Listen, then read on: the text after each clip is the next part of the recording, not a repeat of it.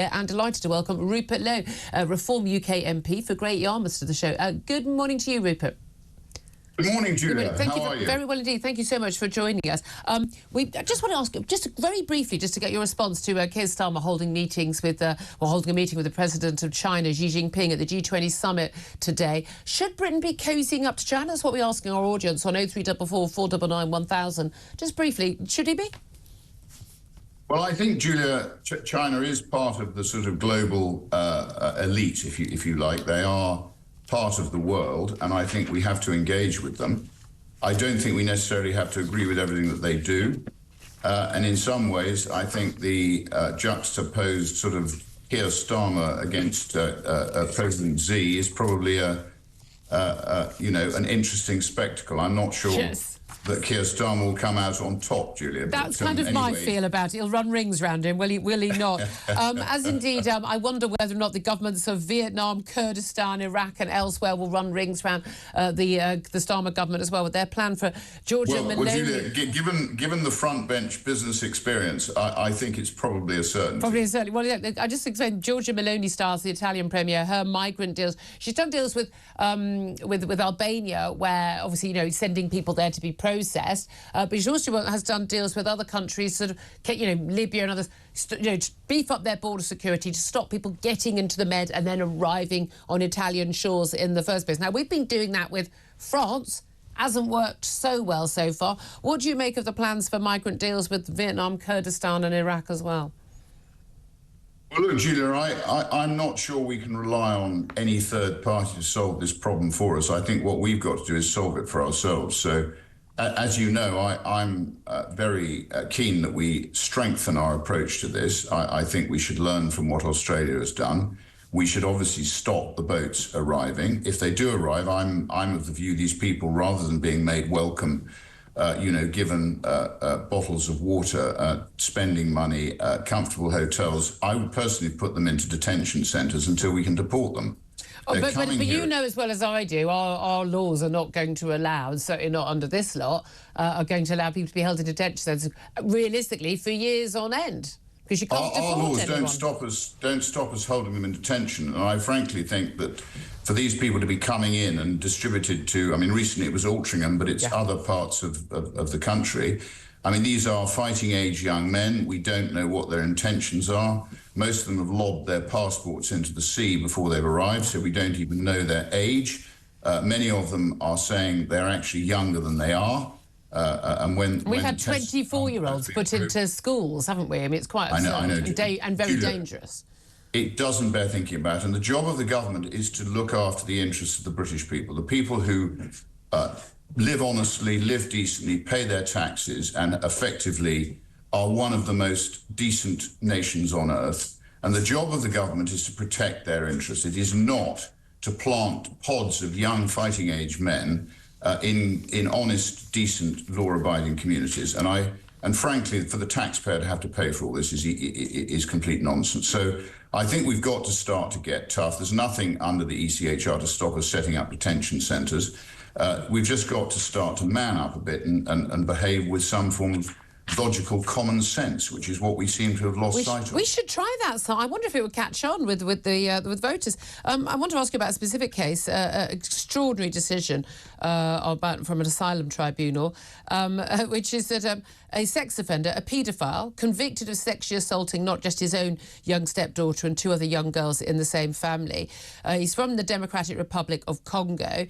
A tribunal ruled that they couldn't kick him out of Scotland, where he was living, because it would affect his family life, and he had a right under human rights legislation to a family life, so he couldn't be deported back to his African homeland because it would negatively impact the well-being of his wife and his three children, who the sexual offences were not committed against, and so he's allowed to stay in this country, despite having been jailed for 3 years back in 2020. So we got a guy who's a convicted paedophile. We know he's a danger, but his right to a family life trumps our right to safety. What do you make of this case? Complete nonsense, Julia. But then, as you know from being on your show before, I'm in favour of repealing the Human Rights Act, which embeds within it the ECHR. So I think it's all symptomatic of what's happened to this country. You know, ultimately, you've got to look at the causes of all this. And the causes, I think, are basically Tony Blair and Gordon Brown creating a dependency culture, bringing in all this nonsensical legislation like the ECHR, like the Equality Act, which ultimately has, I think, polluted people's relationships with each other. And we get to the stage now where, as you say, we're bringing in dangerous people from other countries and allowing them to stay when they should be deported.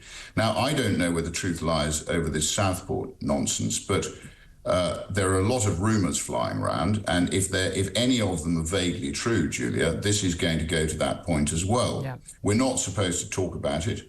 Parliamentary privilege was overridden the other day in the House of Commons, which in itself is undemocratic and flies in the face of our Constitution. So I think transparent government is good government.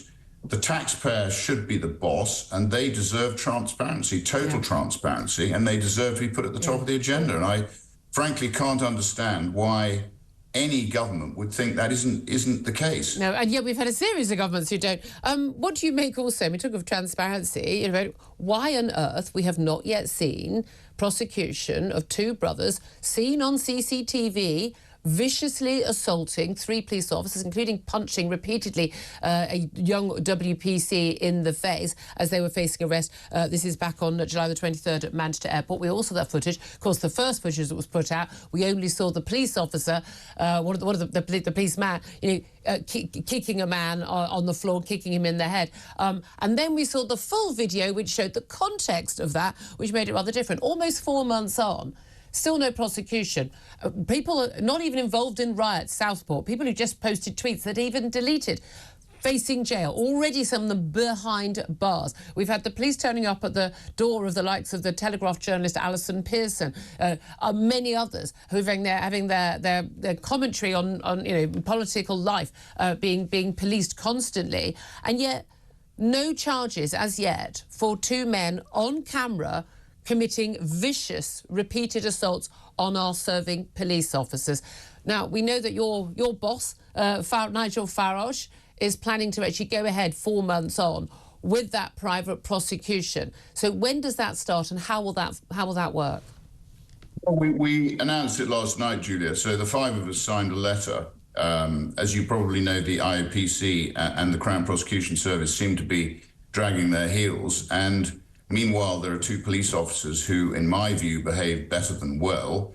And I think, you know, in my view, those 2 miscreants who clearly broke the nose of the police lady. I mean, when I was brought up, you know, if you start bashing police officers around, you expect to be in prison immediately.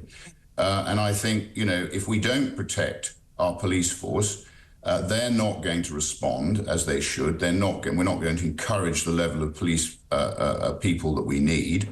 And I think the police bosses, like a lot of our leaders, have become woke and ineffective, and they're frightened to do things that are right because they're worried about upsetting racial minorities within the country. My view is we don't want 2-tier policing. We want the law to apply to everybody equally. And as you say, this footage came out. It's been leaked. I think there's a bigger investigation going on about who leaked the footage. Yes, that's the concern. rather than actually dealing with the issue. So we've reached the end of our tether in terms of time, and we've got the funding to, as we say, do the private prosecution, and we're going to set that in motion, as we said last night. And Nigel and Richard did a piece in the Telegraph about it. So. Yeah. And at any point, the CPS could choose. They could take it over and they could follow the prosecution. But we've got to ask, the wheels of justice running so slowly, but as you say, more interest in who leaked the CCTV than there is in, you know, charging 2 men caught on camera, evidence before our eyes, repeatedly assaulting police officers. I think both of them, Julia, were lucky not to be shot. And I think if you attack armed police officers and you break the nose of a policewoman, arguably the police were well within their rights to shoot them. And you know what would happen then? The police would already have been charged with a racial offence. You know that as well as I do. Look, I know you're going to have to go, Rup. You've got other business to attend. Reform UK MP Rupert Lowe, great to have your thoughts on all those stories. Thank you very much indeed.